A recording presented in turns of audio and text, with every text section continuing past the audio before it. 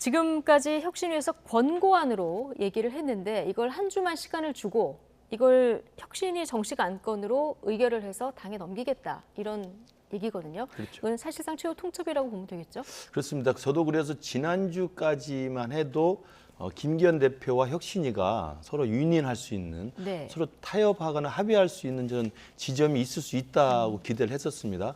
그러나 이제 혁신위 차원에서는 아마 그러한 합의나 접점을 찾기는 어렵다고 판단을 한 것으로 보여요. 그래서 이제 다음 주까지 한 주만 더 기다려보고 의결된 공식 안건으로 예. 최고위에 송부를 하겠다는 거거든요. 그럼 최고위에서 그것을 받든지 말든지 결정을 가부간에 해야 되는 것이고 받지 않겠다고 한다면 사실 혁신위의 기능은 사실상 명을 다했다고 볼 수 있기 때문에 혁신위와 김기현 대표 사이의 기싸움은 이제는 제로섬 게임으로 돌입했다. 이렇게 볼 수밖에 없을 것 같고요. 예. 왜냐하면 저는 혁신위의 인식은 그런 것 같습니다. 김기현 대표한테 이 희생을 결단을 요구하는 것이기 때문에 용태를 요구하는 것이기 때문에 그 고민할 시간을 주겠다는 충분한 저는 이유가 있었다고 생각을 해요. 그런데 최근에 김기현 대표 측 그 움직임을 보면 네. 오늘 저도 투표에 참여했습니다만 전국위원회 열어가지고 공석위로 남아 있었던 한 명의 최고위원을 지금 선발을 했습니다. 선출했습니다. 그렇다고 한다면 이것은 일각에서 해석할 때 선출직 5명 최고위원 중에 4명이 사퇴하면 비대위로 간다는 규정이 있거든요.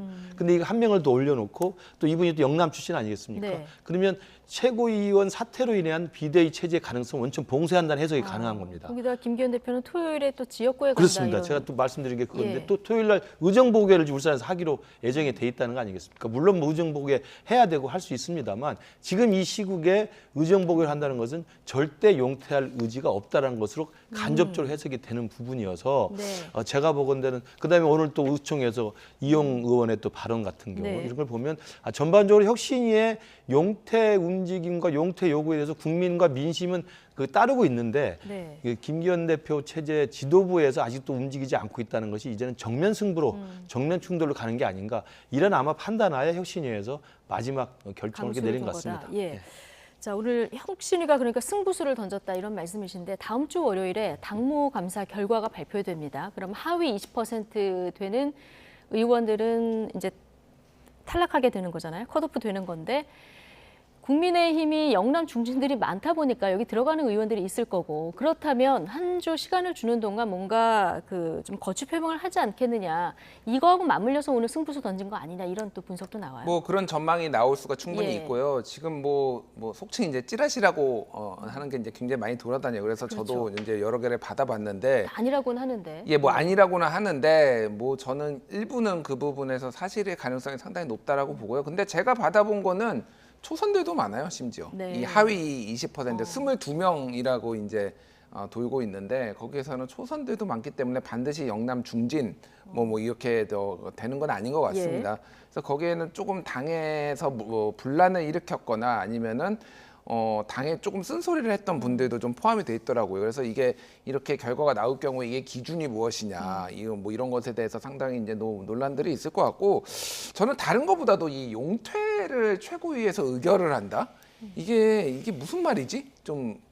이게 제가 좀 예. 뭔가 언어를 이해를 못하는 건가 그런 생각이 들어요. 자, 용퇴를 사전에 찾아보면 이 용자가 용감할 용자예요. 예. 그래서 이렇게 사전에 정의됐습니다. 후진에게 길을 터주기 위해 정년들의 기한을 오기 전에 스스로 관직에서 물러나는 일, 이거를 용퇴라고 하고 있거든요.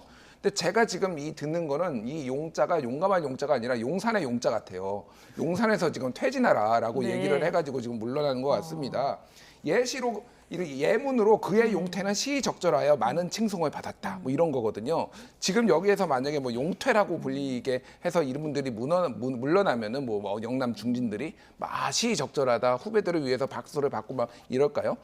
용산에 못 버텨가지고 지금 이게 물러나는구나. 이런 식으로 인식될 수밖에 없게 되는 네. 거예요. 그래서 이게 그러니까 용퇴를 의결한다라는 그러면 어떤 분이 용퇴를 하는 건가요? 그러면 이게 그러니까 이것도 모호하고 예. 뭐 소위 말해서 아까 이제 윤핵관이라는 표현을 굳이 안 쓰시려고 아주 우리 김경진 혁신위원이 말씀하셨지만 윤핵관 지금 뭐 얘기하는 거잖아요. 네. 윤핵관 어디까지 윤핵관인가요? 그럼 이철규 사무총장, 윤한홍 의원 뭐 여기는 윤핵관인가요? 아닌가요? 그러니까 이거 자체가 그냥 분란이 일어날 수밖에 없는 방식으로 지금 되고 있다. 그리고 당내에 어쨌든 신뢰가 쌓여 있지가 않아요. 그러니까 어쨌든 국민들이 원하는 게 뭐 물갈이도 원하기는 하는데 이게 이런 식으로 되는 거를 원할 것인가 좀 많이 좀 물음표가 조금 남아 있는 상황.